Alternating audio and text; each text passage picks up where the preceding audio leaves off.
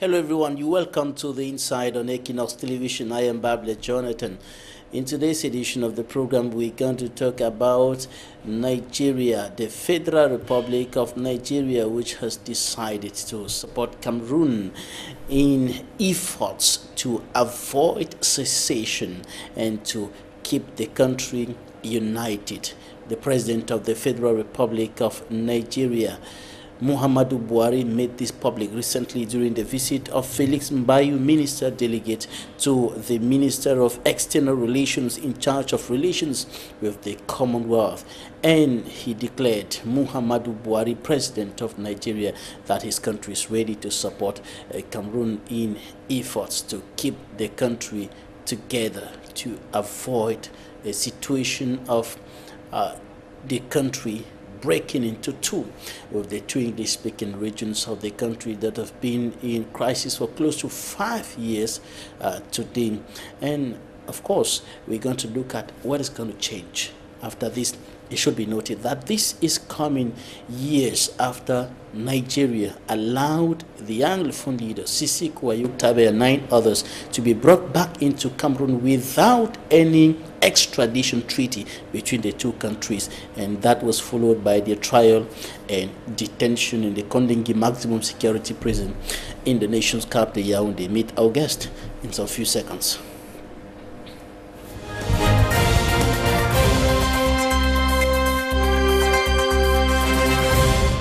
Our first guest joining us from the United States of America is Dr. Osong. She is one of America's noble leading voices of Cameroonian origin, advocating for peace based on justice. She is the founder of Women for Permanent Peace and Justice, a gathering of women advocating peace based on justice in the crisis-stricken northwest and southwest regions of the Republic of Cameroon. Doctor, you're welcome.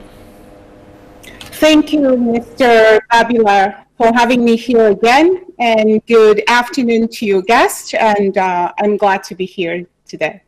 Right, and Dr. Etah Ewane, lecturer, professor of political science and international relations at the Karlshochschule University in Germany. Thank you for joining us, Doctor. Thank you, Babula, for the invitation, and it's always a pleasure to be in your company and the millions of televiewers of Équinoxe TV. And I'm glad to be to have as co-panelist Dr. Osong. Dr. Etah Ewane, you're an expert in international relations.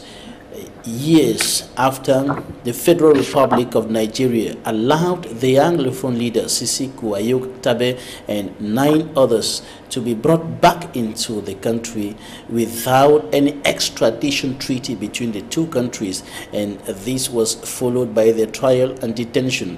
Muhammadu Buhari, the President of the Federal Republic of Cameroon, now says his country is ready to support Cameroon in efforts to avoid the country breaking into two, to avoid secession, to keep the country together. What do you think about this?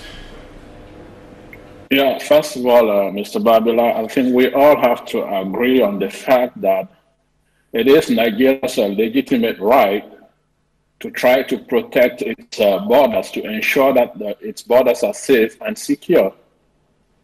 It's a legitimate right because it's the prime responsibility of every state to ensure that there is safety and security within the confines of its national territory. But at the same time, there are some principles of international relations that the government of Nigeria and President Buhari seem to ignore. One of those very fundamental principles is the responsibility to protect, which of course is based on a cosmopolitan approach in international relations, which sees the people as the wielders of rights and privileges and not the states. And so for these reasons, states' boundaries cannot be the end of international relations. So the people of Southern Cameroon are the wielders of rights and privileges. And so the Nigerian government should have adopted this approach. That's what we expect from the Nigerian government as a regional hegemon, to put the people of Southern Cameroon at the center of its actions, based on the principle of the responsibility to protect, which is also enshrined in the Constitutive Act of the African Union, which empowers the Union to interfere into the internal affairs of member states in well-defined conditions like genocide, massive abuse and violations of human rights. And all of this is already happening. It's been happening in the southern Cameroons for the past 5 years. So the government of Nigeria should have made real considerations of the people of southern Cameroon rather than trying to protect a regime that has been maiming, killing its own people. People of southern Cameroon have a legitimate right to make whatever claim like they have done, asking for the return of their identity and independence. That's a legitimate right. Now, for the government of Nigeria to come up and assure the Cameroonian government of its support, it's a bit disappointing for a regional hegemon. But on the other hand, I would say it would be a great naivety, political naivety on the part of any southern Cameroonian who at one moment had believed that the Nigerian government would support Cameroon. We have to take historical facts into consideration. Now we have to look at the role that Cameroon played in sustaining the unitary state in Nigeria. And Nigeria still faces this secessionist problem. So it was naive for any southern Cameroonian to think for one moment that they would have the support of the Nigerian government. Because if the Nigerian government comes out and supports the people of southern Cameroon, they would be sending a clear message to IPOP, the indigenous people of Biafra. Because if you say what is good for the goose is also good for the geese.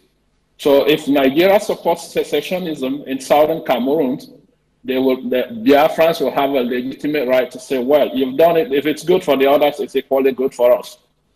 So I didn't expect anything from the government of Nigeria. So what the outing of President Buhari is just what I've been waiting for.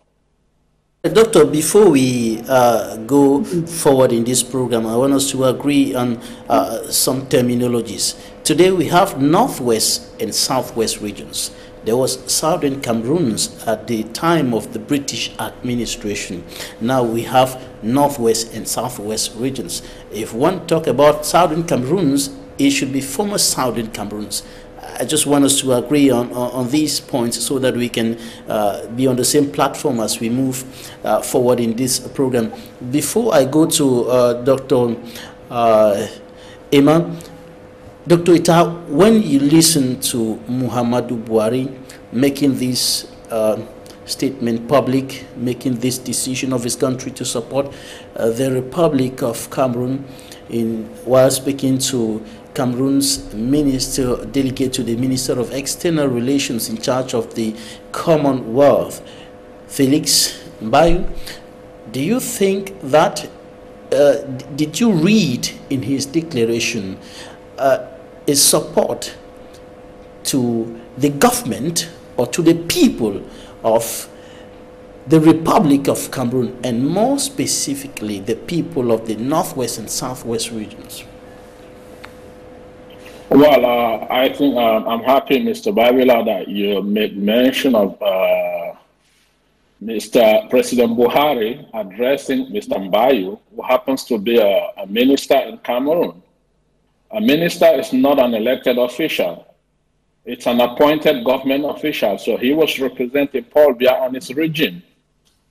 So I'm saying the message that Mr. Buhari sent out was meant, the support goes to the government of Cameroon, because the government of Cameroon is fighting against part of the Cameroonian population. And so Mr. Buhari's message is clear. He gives his support to the government in its fight against its own people. Dr. Emma Osong, I come to you now. You're championing the cause for justice or peace based on justice in the Northwest and Southwest regions of the country. What's your take on this declaration of support coming from Nigeria's President Muhammadu Buhari? For Women for Permanent Peace and Justice, this is rather an unfortunate situation, and what we see as President Buhari acting only to escalate, not, as Dr. Ewane here says, to protect. Now, for us, the sadness and concern is, imagine, Mr. Jonathan, that we woke up to headlines that said, Biya ascends to the global call for cessation of hostilities. Imagine that the headline said today or yesterday or last week that there are imminent talks to end the war and end the suffering of millions of women and children. Imagine if the headlines read, rather than one country entering into an agreement to further the cause of a senseless war that is robbing untold humanitarian catastrophe in the region. Imagine if the headline said, justice for the victims of Garbo, justice for Miriam or Sandra, the young girls who are now languishing in custody, at least one of them a minor. Imagine what that headline would mean for the people in the embattled regions in southern Cameroon. So this, in my view, from Women's for Permanent Peace and Justice's view, is simply elevating this war into the international arena. Now, let's be clear about one thing, Mr. Babila. For 5 years, President Biya has held firm that this crisis is a matter of internal affair to his government. It is just a bunch of people agitating for marginalization. Then he became terrorist. One thing that Mr. Felix Mbayo has done we don't know the content of that agreement and that letter, but one thing we can be clear about that engagement has done is President Biya conceding once and for all that this conflict is of an international nature. One thing we can be clear about is that Nigeria has been, continues to be, a party to what is now an international level crisis. And the other thing that we are concerned for all the women and children who have taken refuge in their thousands in Nigeria, is that this agreement, this treaty, is Buhari's continued effort to help President Biya abduct, perhaps, and extradite and rendition our children, our people back into the dungeons. So this pattern continues, and Babila, it is troubling. I am with my co-panelist here, Dr. Ewane, in recognizing that for those who trivialize this, I think they're missing a point. The point is, this has now only opened up, in my view, another phase in the crisis in the Gulf. So we must take this serious on the one hand, list for which is the right to protect those who are now in Nigeria and ensure that Buhari is not emboldened to help President Biya in the continued abduction and rendition. We've seen the case of Nnamdi Kanu. We've seen the case of the Naira tin. We are definitely, from the part of Women for Permanent Peace and Justice, concerned that this can only increase in the state of affairs. But more importantly, I am concerned that instead of looking to further the agenda for peace, the international community has rallied around one consistent message, that the parties to this conflict should sit down and address the root causes. Does Mr. Buhari not believe in that consistent message? Does he believe that there is going to be a military solution? Now, in the case of Biafra, one would say, yes, they eventually capitulated. But where are we today? Almost how many decades later from the 70s? We are back to a re-insurgence of the Biafra situation. So history is our guide here. If we're going to further the cause of war on the grounds of a false narrative, perpetuated by the Biya regime, then we can suppress the insurrection today, but we will not kill the ideology. And the case of Biafra is clear. So in my view, Nigeria is sitting on a number of internal crises. And it's not for me to advise the president, far from my pay grade. But I think Mr. Buhari should pay a little more close attention into the brewing series of crises, be it in Biafra, be it in other regions, and not create and open up a new phase for increased hostilities, and rather play the big guy in the neighborhood to bring peace and justice in the region, to call his colleague, Mr. Biya, who's vacationing again in Switzerland, to say, hey guy, I think we cannot continue to keep a people suffering. Let's look at a way to get the parties to the table. Can you also get to the table of negotiation? Or perhaps himself, if he's not comfortable with the Europeans, as in the case of the Swiss-led process, perhaps Nigeria could become the big guy in the neighborhood and create a peace platform where the parties can bring the case for permanent solution. That's my take, Jonathan. And far from it for some of us who were born and don't have first-hand knowledge, historical knowledge of the Biafra crisis, to say that the historical underpinning of agitation in the region draws some parallels with what we are seeing here in terms of countries having internal crisis. No, as the crisis in Cameroon must be viewed in the context that leads all actors and stakeholders to a conclusion and a solution that is lasting. Right, Dr. Emma, how is President Buhari's declaration of support and something that is going to help the government to increase hostilities in the two English-speaking regions of the country? How will it help to increase hostilities, the declaration of support of President Buhari? Well, first of all, we have to understand what is fueling hostilities. If we can allow ourselves to address the root causes, it will lead naturally to solutions that are more sustainable. If the narrative that is prevailing is that a bunch of young men and women are terrorists, it does nothing to get to the bottom of what is fueling this war that is entering into 5 years.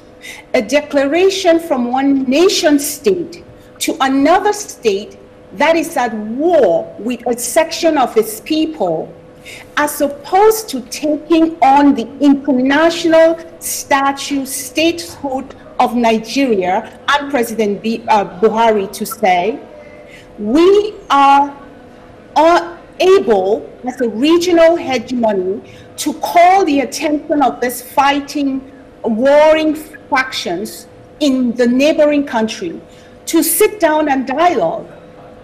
A treaty entered into for the singular reason to support an ongoing war is not assuaging the other party that now has arms. It has the capability now to not only create build their own arms, but get the arms through the act of war, where they kill soldiers and now are even better equipped. So nobody should be fooled in believing that this alliance is a good thing for stopping the war. In the case of, I go back to the case of Biafra. Mr. Buhari or the previous government may have won the war. No, they won the battle, but they did not win the war. We are back in Nigeria, is back almost to where it was in the 70s and late 60s, with the potential for even greater destabilization. So it is not the fact that the mere act of the treaty is somehow furthering the war, but it does not bring peace. My expectation would have been that President Buhari would call his colleague in Etudi and say, Mr. President, get to the table with the armed groups and dialogue. Get to the root causes. That has been the consistent message here, Mr. Babila. Right. And it's rather unfortunate that the neighboring country is not ascending to that message. Dr. Etah Ewane, Dr. Etah Ewane, do you see in President Buhari's statement an invisible support to the use or implementation of military force in the two English-speaking regions of the country, which is one of the options of the government of the Republic of Cameroon, besides dialogue, to restore peace and normalcy in those two regions? Yeah, Mr. Babila, first of all, let me use a point of correction. You said one of the options. The government of Paul Biya has only one option. We've seen only one option since the start of this conflict, and that's the military option. And those who are close to the President of the Republic will tell you that the policy option of the President of the Republic is dialogue, and that the military is just there to respond to the military component of the crisis. Well, Babila, it's not all about what they say, it's about what we see on the ground. We've not seen any meaningful effort from the government to push towards the dialogue. All they've consistently done is to drive the military option with the hope that they will neutralize the Amba fighters. Unfortunately, they've not been able to do that. And what we've seen in the past few months is that the Ambazonian fighters are getting stronger every day and more sophisticated. And this makes things even far more complicated than it used to be a couple of years, 2 or 3 years ago. And I want to join Dr. Osong in her assessment in the fact that we are going to see, with a short support from the Nigerian president, we're certainly going to see an escalation in the level of violence in the coming few weeks or months ahead. Why? Because with the support from one of Africa's most powerful nations, Mr. Biya feels fortified in his assertion that there is only a military option, a military solution to the ongoing conflict. And so what we will see in the next coming months is more troops in the northwest and southwest regions. And this would further radicalize the Ambazonian fighters and even the southern Cameroonians, some of the southern Cameroonians that are still on the fence. Because every day you go to a village and kill the people and maim people, you inflict pain on a southern Cameroonian. And out of frustration, even those who have been so hesitant to join the resistance movement will be left with no other option than to step in and join the other combatants. So we think it is incumbent upon Nigeria and President Buhari specifically to use all diplomatic instruments to try to push Mr. Biya and his regime towards negotiation, because, like I said, there is the only solution to the ongoing crisis, it's dialogue.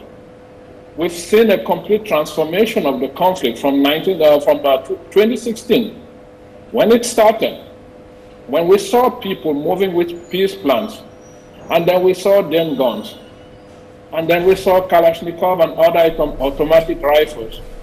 Today, the Amba fighters have been able to score victories on the battleground. And every time they win a battle, they procure and secure weapons from the military. And that comforts them again in their position. And so the only way we can try to de-escalate this is to engage on meaningful dialogue. And for this to be possible, we need countries like Nigeria, which is not only the most powerful nation or the biggest nation in Africa, it is also Cameroon's biggest neighbor and closest neighbor, the country with which Cameroon has some of the strongest ties diplomatically and economically. So if the southern Cameroon, it's also in Nigeria's national security interest to ensure that there is stability and security in southern Cameroon. If southern Cameroon collapses, part of Nigeria will have to pay the price as well. And so if Mr. Buhari hopes to have secure borders with Cameroon, he needs to engage and make efforts to push the government towards the negotiating table. That's the only option. I don't see any other option out of this conflict. We've tried the military option for 5 years. You've not been able to defeat the people. The government thought they could subdue the Ambazonian fighters after using the guns. That has not been successful. And when you push, you try to implement a policy that is not producing the expected results, you have to look for an option. And the option for Cameroon right now, it's dialogue. Right. Dr. Emma, before we take the press review, do you think that the support of President Buhari will go a long way to help the government to carry on its mission in the northwest and southwest regions of the country? Of course, we may not agree on the mission of the government. I mean, you may not agree with what the government authorities are saying, because they are saying that they are there, the authorities, the military, to restore peace and normalcy. That's the mission of the governments there. So do you think that the support of President Buhari will help government in this sense? The support from Nigeria, this treaty agreement, we don't know what our brother, who as my co-panelists have said, serving at the pleasure of Mr. Biya, who have no constituency that they represent, and continue to carry water for the Biya regime, went to Nigeria and submitted to Mr. Buhari. Whatever it is clear there is a government-to-government agreement that is being forged. But let's be clear about one thing. There are the footprints, perhaps, of external influence on Nigeria to do something. And here I'm pointing my fingers at France. It is likely that there are some backdoor influences to say Nigeria, it is possible for you to form this alliance and defeat what is essentially a just grievance, yes, from a people who have the rights to self-determination. So my answer, Mr. Babila, is that this does not serve the cause for justice. It serves to open up a new phase in the crisis impacting the Gulf of Guinea. By Nigeria, the big guy in the neighborhood, ostensibly joining, in my view, a bully who is having currently a war with a segment of the population that are agitating for something they believe is just and true to them. So this does not further the course for justice. It simply opens up more avenues for aggression, for more hostilities. And what is the attendant consequence? Women and children bearing the burden. So I am here to say we need to push for cessation of hostilities. I don't know how a government such as that under Mr. Buhari does not recognize that ceasing hostilities is the first point of entrance to bring the senseless war to an end. It is not only in preaching, on the one hand, war, and then on the other hand, having people go on what has been called peace caravans, or admonishing people to only seek out peace without speaking to the issues that are fueling the violence, the issues of justice. And here I say, justice, where there is no justice, there is no peace. There is only impunity. And in environments where there is impunity, there's obviously the need for correcting those impunity. And it's only through the processes of retribution that we get to justice. For some people, they see this as something that we should not talk about. And this is where we say we cannot exist in this false narrative that we can secure the peace without addressing the issues that fuel the conflict in the first place. Justice is deterrence. Justice is ensuring that impunity does not exist. But what are we waking up to? I'm not sure if some of the reports that are circulating on social media that there were some explosions somewhere in the northern zone are true. But if that is true, this treaty is only going to see more of that occur. And so all stakeholders who are interested in seeing an end to this crisis must call on President Biya. And this is where Buhari has made this more of a liability for a citizen, that the only path to ending this war is for the parties to sit down and dialogue.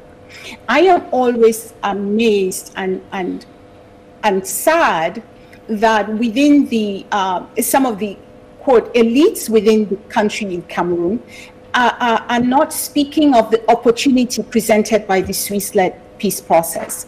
Let's at least try that. If it doesn't work, then we can find something else. But there needs to be a concerted effort to relegate this into the hands of one man, President Biya, to take the military approach in solving it. I am not sure whether this is really the thinking of statesmen who see a unilateral approach, a silo mentality, that we are going to get to the bottom of this if only we can militarize the entire southern Cameroons. Mr. Jonathan, tell me, what are armored tanks doing in the deepest forest and hamlets in southern Cameroon, if not to further the cause of a military victory? Is it not possible to assume, as naive as it may be, that absent this heavy militarization, the voices in the bushes, yeah, and that is no joke, will not have any reason to be fighting, and that our women and children will be able to return to their villages if they still exist and have not been wiped out? Is it naive to think so? So these are matters of international consequence that are not to be taken lightly. So for those pundits who are thinking that this is but a trivial matter with a giant such as Nigeria, I think differently. I think they have consequence, they are consequential. But one thing again that is consequential is that Mr. Biya, by seeking help from Nigeria, has essentially denied or considered that this is not an internal matter. It's not an issue of marginalization. It is an international issue. And here we say, we're calling on the international community to now take this more seriously and hasten to compel Mr. Biya, vacationing in Geneva, to go home, get his team together, and sit down at the table that has been set up by the Swiss and get to finding a lasting solution, addressing the root causes.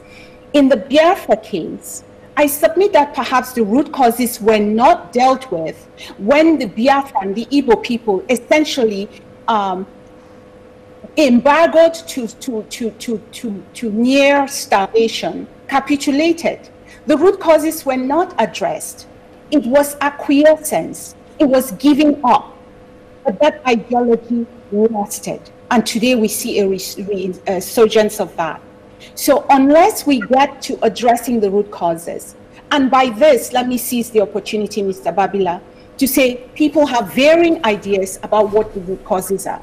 Let's just be clear. There is a platform for people who believe the root causes is that of restoration. Now, we could make the argument for everybody else within the political landscape in Cameroon who see the root cause as that of alternance at the top, that of regional federalization, I can't say the word today, of the 10 regions. But those carrying arms have the platform that says it is restoration. Now, if that is the case, you must go to answer the question, what are the root causes that are causing what was ostensibly a marginalization to move and evolve to demanding a sovereignty? So it is back to the question whether the British, under the United Nations resolutions, did hand over the sovereignty of that part today that we are referring to as Southern Cameroon to another already independent country. If we do not face the facts, accept that these are some of the underlying factors, Mr. Buhari is essentially willing to rewrite history with the hope that it too can use its military might as the big guy in the neighborhood and force an acquiescence of peace in this region now engulfed in war. His own case in his backyard is clear example that battles are won, but ideologies live on. So let's learn from history. Let's spare the women and children the scourge of long-lasting wars and get to the dialogue table and talk about what is fueling this crisis. We should learn from history. Now we're going to the newsstands, and Immaculate Fugwe will tell us what the newspapers reported this week, the press review. And we'll be right back in some few minutes.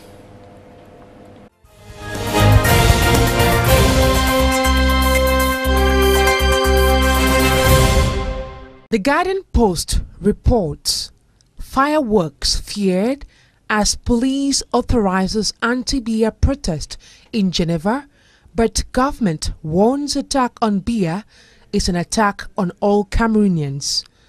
The Sun says planned anti-beer protest in Europe, Cameroon's ambassador fires security alert. Another edition of the Guardian Post states President Paul Biya and Nigerian President Muhammadu Buhari take fresh commitment to crush secessionist movement. This is the outcome of a recent audience granted to the special envoy of President Paul Biya. Minister Felix Banyu was speaking while presenting a sealed letter to President Buhari in Abuja. The Post-Weekender. After Biafra's separatist coalition, Nigeria seals anti-secessionist deal with Cameroon. Cameroon Insider. Northwest and Southwest.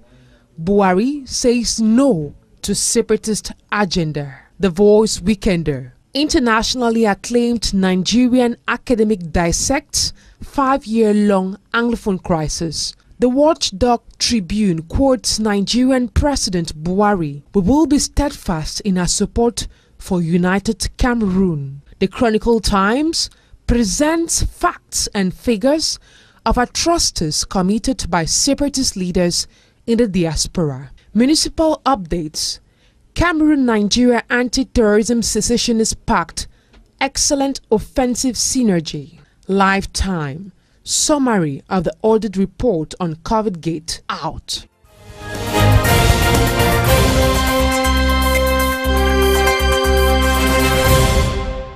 Immaculate Fugwe, thank you for the press review.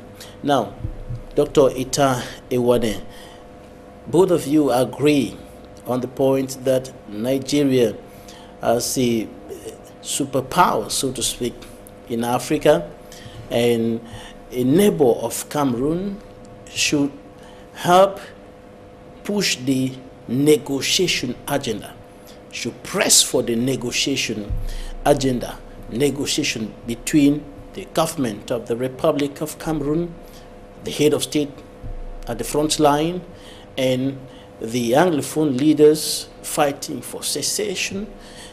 Do you think that Nigeria can do this, and how can it help push forward that negotiation agenda in Cameroon? Nigeria has all the leadership, everything it takes. Try the pressure. Okay? There are so many diplomatic instruments that it can use. President Buhari can personally meet President Biya and try to have an honest discussion with him, because the conflict in the southern Cameroon has consequences for Nigeria as well. So in diplomacy, everything is open. Practice, Cameroon or Nigeria has not exploited any of the diplomatic avenues to try to seek a peaceful solution to the ongoing crisis. And this is because they seem, as Nigeria, the message from President Buhari seems to confirm right now, they both seem to be comforted in their belief that they can militarily defeat the Amazonians on the battlefield. Well, the past 5 years have proven that this is not going to work today. It did not work yesterday. It's not going to work today. And it will not work tomorrow. Now, as leaders, they are expected to make policy choices every day and to come up with action plans on how to implement these policies. And one thing I want to say is, when you choose an action, you choose the consequences of that action. So when Mr. Biya chose the military option, he chose the consequences that we all see on the ground today. So we all make choices every day, but in the end, our choices make us. What we are seeing today are the consequences of the choices that were made by Mr. Biya. So I think Mr. Biya and the regime apologists will have to acquaint themselves with some kind of normative, theological, ethical principles, such as, like Dr.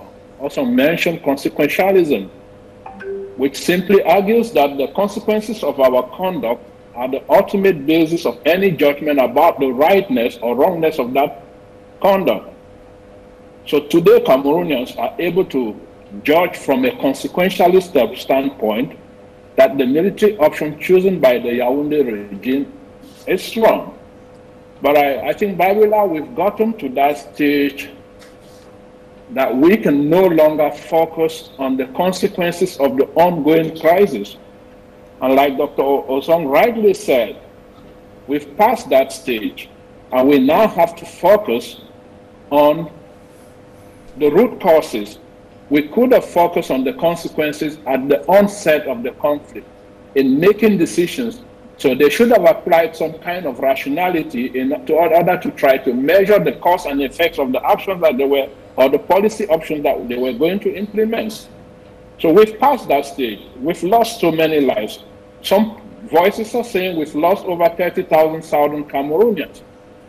And we have to put an end to this. And to be able to do that, we have to address the root causes. I mean, today what we are experiencing on the ground in the Southern Cameroon, it's a complete dehumanization of the young people. The level of bestiality that we are seeing today is indescribable. I was watching a video this morning that kept me worried the whole day, because I saw heads of Cameroonians that were completely decapitated. So that is the level of bestiality that we are seeing on the ground today. And for us to be able to put an end to this, we need to address the root causes. Of course, and like my co-panelists rightly put it, we can see so many tendencies. We have on the one side the restorationists. On the other side, there are the federalists. And you have the unionists. All these people have to come together. And as a people, we can come to an agreement to see what is best in the interest of all or in the collective interest of the people of Cameroon. So we have to address the root causes. We have to go back to the agreement of Fumban, the 1961 agreement. We have to revisit the constitutional coup of 1972. These are the documents that will help us to identify the root causes of the ongoing problem, rather than trying to focus on the consequences. The killings are just consequences, and like my co-panelist rightly said, you can kill all the people, but you will not kill the ideology. People truly believe in Southern Cameroons. And if you kill the fighters on the ground today, more young Southern Cameroonians are being born.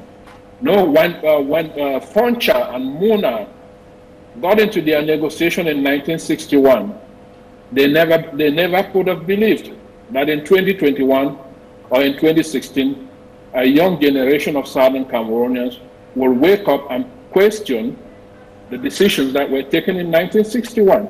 But we still have the opportunity to revisit this and correct what was wrong and open a new path for a better Cameroon. This is still possible, but like I say, those who wield power in Cameroon must show that political will to put the conflict to a rapid end by embarking on the path to dialogue and negotiations. Right. Permit me reiterate that today we have northwest and southwest regions, north-southern Cameroons. We have northwest and southwest regions, and the inhabitants are Cameroonians as of today. Dr. Eman, some observers, analysts, civil society leaders like you have been proposing that such a negotiation should take place on a neutral ground. And there are some Cameroonians who have been organizing a peace conference in Ghana. Do you think that President Buhari, instead of declaring his support to Cameroon, should have rather declared the availability of his country for such a meeting, bringing together the top government officials of the Republic and the Anglophone leaders who are fighting for cessation? One can quarrel with that. Yes, the short answer is yes, but we should take that further and say, what are they convening for? We could argue that it's very important, first of all, to agree that the third-party mediated approach is the best way to deal with such long, intractable conflict. You do not allow a party to a conflict to be the judge, the jury, and the executioner. So I have no quarrel with that.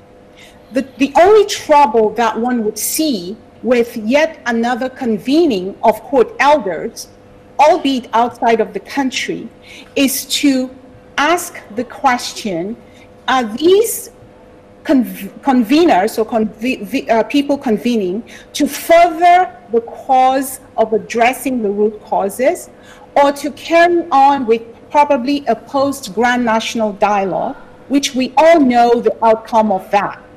In that case, every attempt to bring the parties together must be supported.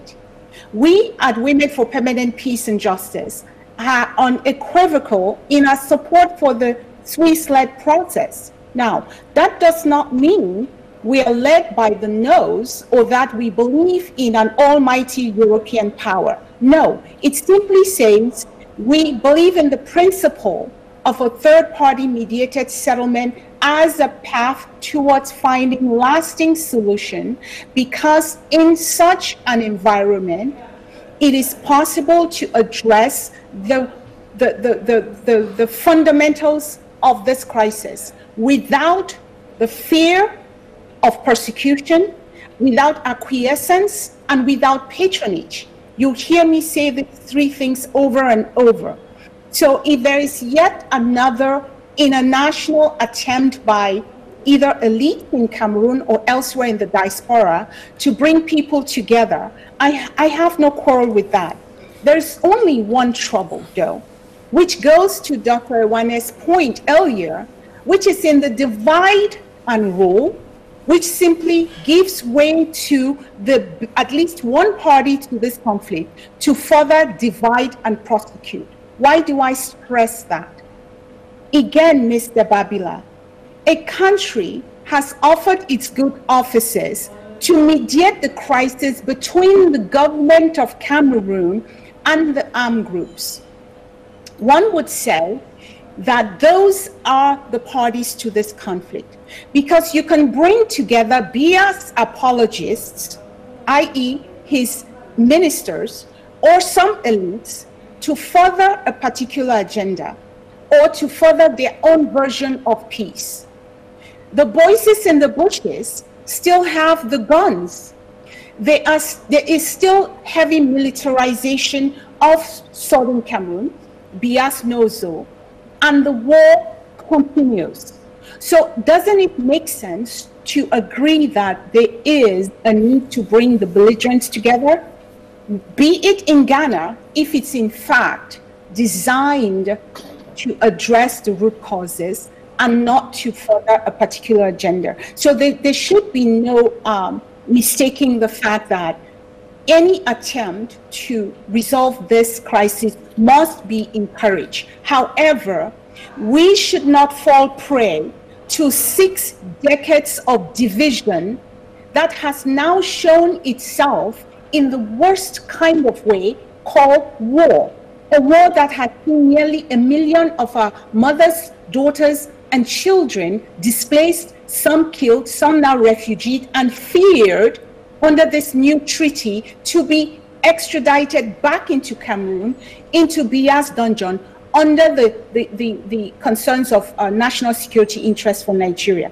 So if Ghana, if Nigeria, in my view, if I were a personal advisor to Buhari, the simple advice I will give is, Mr. President, sit down with your colleague, pay a visit to Etudi. When was the last time Buhari was in Yaoundé? Look him in the eye and tell him your own history of insurrection, of internal crisis, and tell him that the best course of action is the cause that addresses the root causes at the chance of getting the best possible outcome. We cannot stick our heads in the sand believing that yet another meeting of elites or a meeting of like-minded people whose platform is either obtuse, is not very clear, is pandering, would solve the problem. No, there are really no shortages of good intentioned people and gatherings of people. The trouble, Mr. Babila, are a few things. Are these people convening truly seeking lasting peace? Are they accepting the fact that, first, if you have a bird in hand, it is worth than chasing 2 in the bush? I still want to understand, from my very naive point of view, very uneducated, because as I've often referenced, we are stepping into these waters for the first time and it's changing as we go in. But we must come with the orientation of building the bridge while we cross it, in stating that if we are speaking from different influences and ideologies, and we don't find areas of convergence and agree on them, we can create all kinds of united fronts. We can seek out assistance from other international actors, but we are only, as they say, falling victim of the divide and rule, divide and conquer. I would end here by saying, if there is such a meeting being convened in Ghana, ask the simple question: what is the basis for convening this meeting? Is it to help address the root causes, to provide support for the existing platform for peace, the peace process that's going on, or is it in seeking alternative peace processes? And if the latter is the case, is it because the first has failed, or because it has been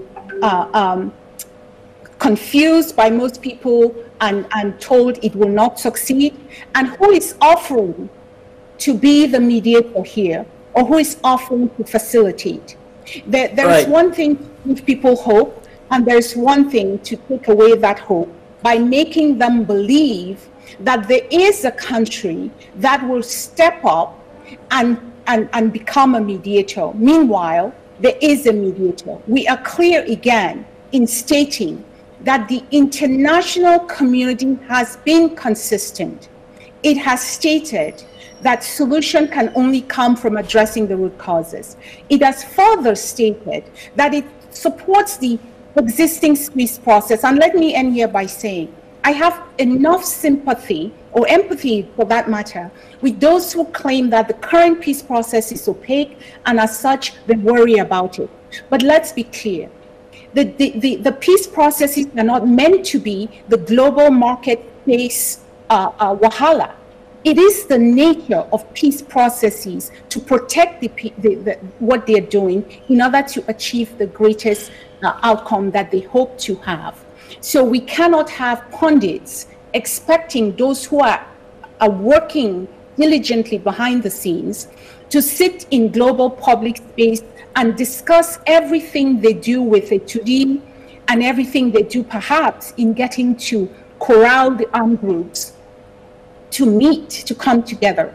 So I feel that sense of frustration, but I must step back. We all must step back and understand the nature of peace processes are ebbs and flows, and back and silent diplomacy to get entrenched positions to bulge. But one thing is clear: there is a platform for which we must go from, and that is this. There is an armed conflict in southern Cameroon.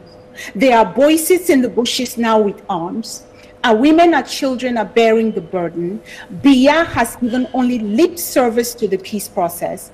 And perhaps Mr. Buhari can save our common humanity and not plunge us into decades-long war by sitting down, go meet Mr. Biya in Geneva and say, sir, there are other approaches to this. I'm willing to help, but I'm willing to help bring the parties to Abuja, well, maybe not Abuja, from our history with rendition, extradition, maybe not Kenya. All right, Dr. Etah Ewane, if the parties were to be invited to Abuja, for example, for a negotiation meeting, what would you say about that? Is Nigeria a safe ground for the Anglophone secessionist leaders? Well, again, here, the answer for me is emphatically no. Experience has shown that the Anglophones can no longer trust Nigeria. Nigeria breached all international norms. Nigeria breached international laws by extraditing Sisiko Ayub Tabe and other Anglophone leaders who were meeting in Nigeria without, like you rightly said, without an extradition treaty between Cameroon and Nigeria. And some of these people, as I understood, were asylum seekers in Nigeria who are also protected by a special convention to which Nigeria is signatory.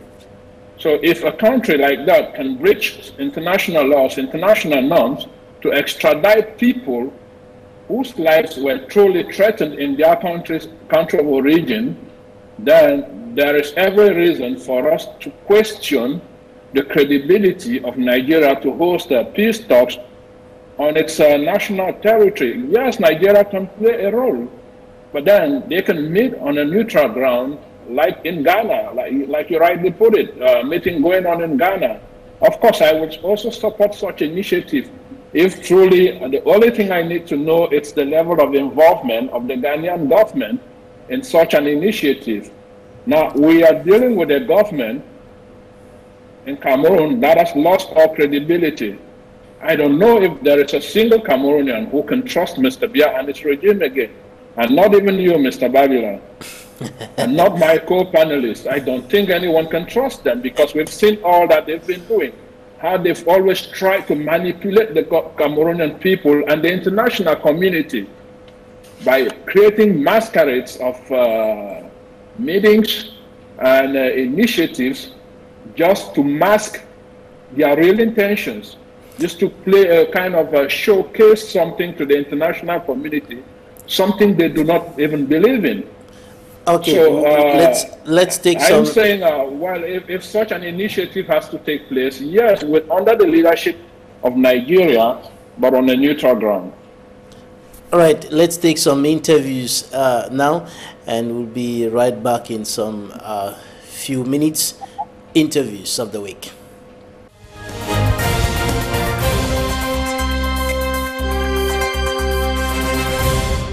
I can't come to Douala without coming and paying some visit to some of our partners, because I think that you channels, private channels, you are partners.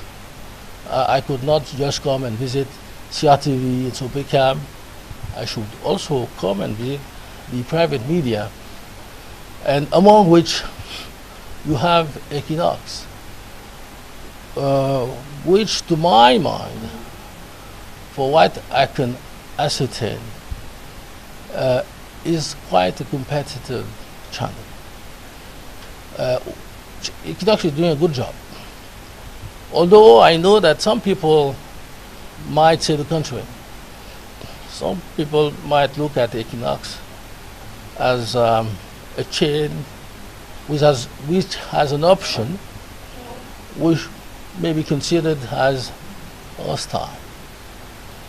So I said I will come and exchange with the Director General. I come with exchange with the actors, principal actors, like Ufele and Mr.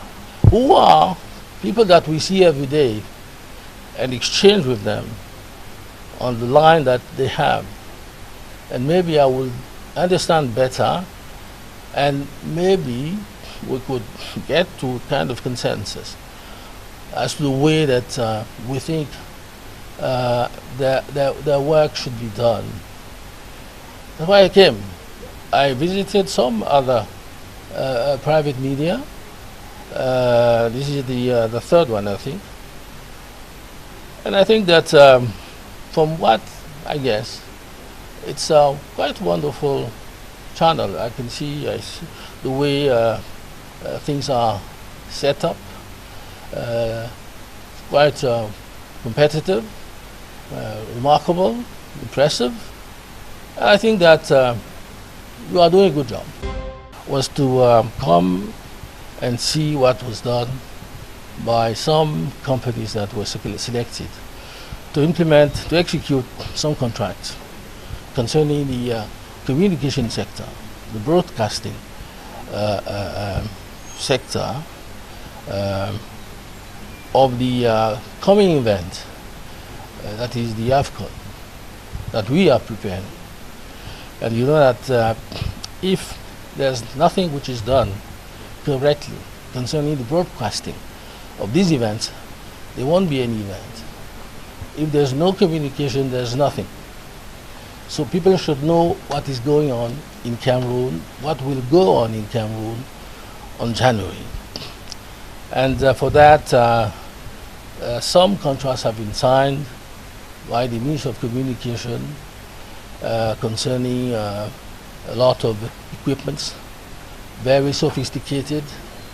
And I had to come and see. I did the same thing in Cameroon, in Yaoundé. I went to Olembe, I went to Fandina, I went to the radio, to the CRTV to see what has already been done in that sector. And the same companies went to Japoma and Bikandam. They did the same thing. So I had to come and ascertain and see if things have been done correctly, if I can go and tell the hierarchy that we can be confident we should not worry. Everything is correct. Cameroon will be able on January really to make a coverage of the event with a lot of confidence. We arrested effectively the suspect, Mr. Chola, who during his exploitation, we were obliged to visit his home, his residence, where during the course we discovered that he was illegally keeping a pistol black in color. So as a result of that, we had to continue with a search around the New Bell neighborhood that resulted to the arrest of some of his friends. Dr. Lawrence Tangun, so an icon, a pillar of what education really stands for. He gave his life to give an orientation to many Cameroonians. And in the latter years of his life, he had another orientation in helping bring up ministers of the church.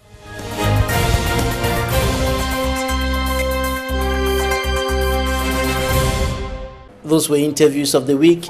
We are rounding up Dr. Osong, Dr. Etah, Ewane. I want to put this question to both of you. You are all in the diaspora. Dr. Emma is in the United States, Dr. Etah is in Germany, and there are some Cameroonians who have been taken to the streets to protest against the stay of the presidential couple in Switzerland, and some of them have taken to the streets again, protesting and highlighting this crisis in the northwest and southwest regions and other issues, other problems in Cameroon. In some few words, what do you think about such a protest by Cameroonians in the diaspora? Dr. Etah, I start with you. Well, for me, I think it's a necessary action. It's an expression of the freedom, some of the fundamental freedom, the freedom to demonstrate. It's also a way of Cameroonians in the diaspora to ask for liberty in Cameroon. It's inconceivable, Mr. Babila, and I have to say this, it's inconceivable that a country that is at war, the president and the wife, abandon the soldiers fighting on the ground to enjoy some kind of trip to Switzerland. This is a slap on the faces of the Cameroonian people.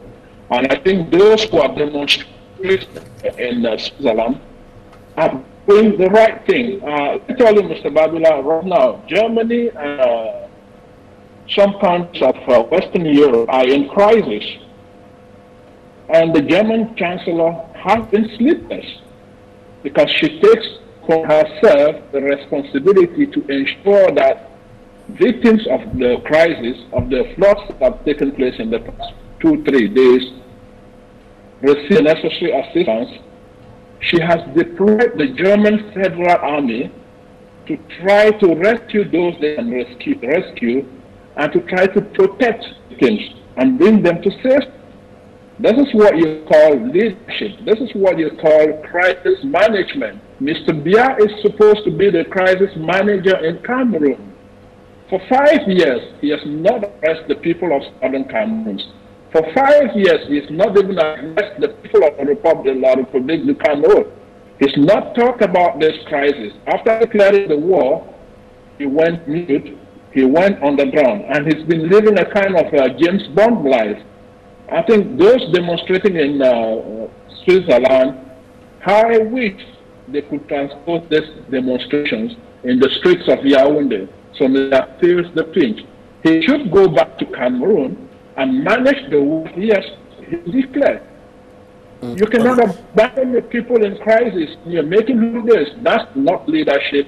This is, for me, again, a clear demonstration of Mr. Biya's inability to govern.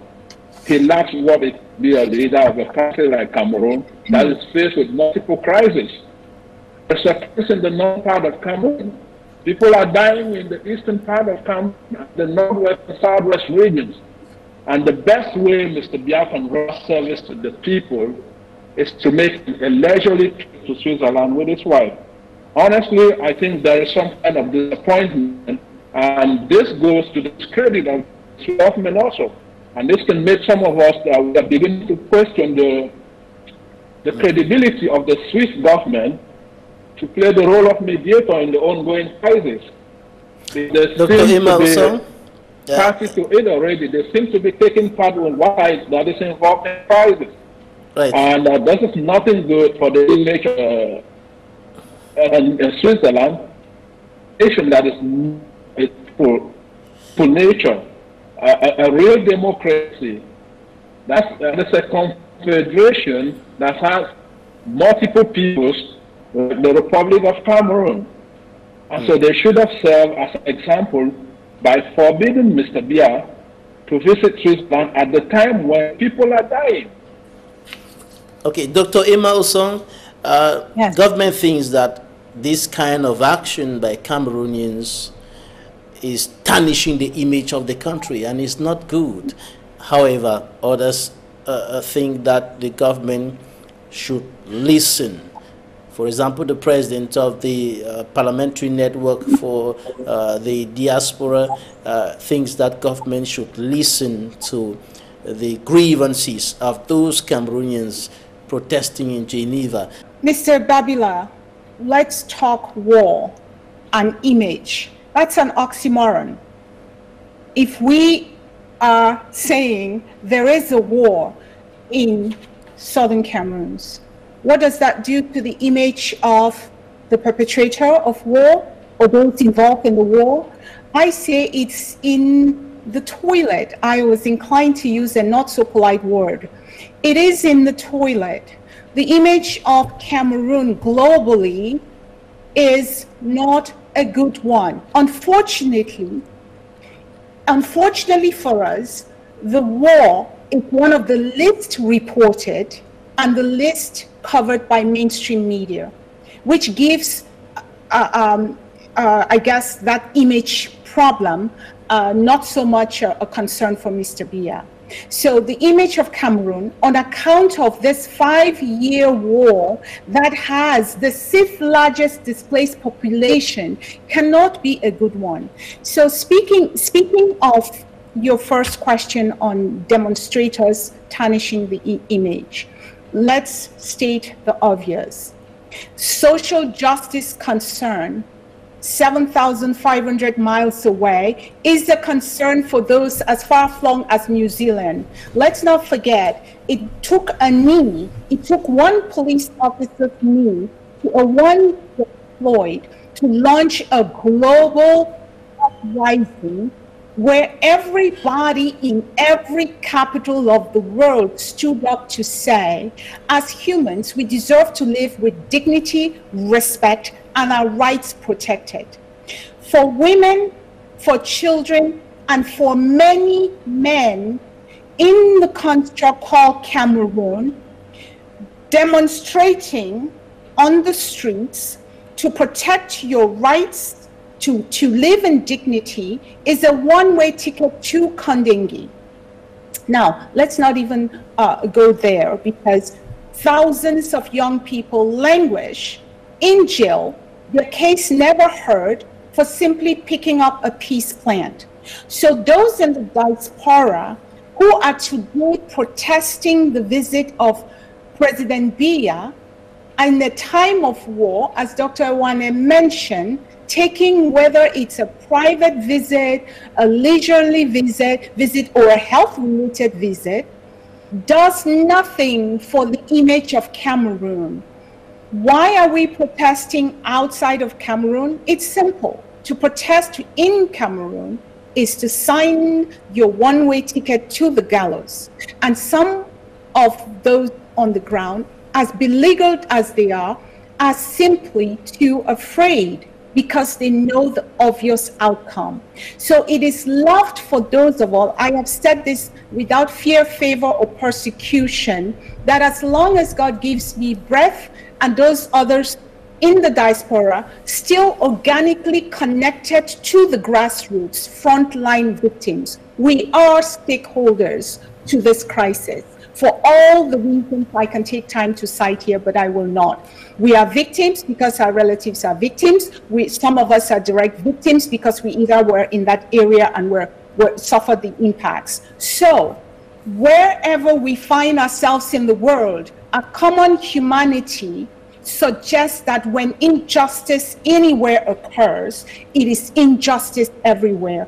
And those protesting today, albeit the total grouping, whether it's anti-Sardinats, whether it's those for federation, whether it's those simply to ask for a change at the top of the ticket, and in other cases, those for Ambazonians, it's to say, where we live, we are also concerned about the gross human rights violations that are taking place in our backyards. Right. So more of it is demanded, not less. Dr. Osong, thank you so much for your time. You're one of America's noble leading voices of Cameroonian origin advocating for peace based on justice. You are the founder of Women for Permanent Peace and Justice.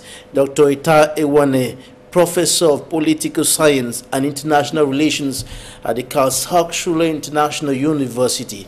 Thank you all for your time. Thank you, Mr. Babila, for having us.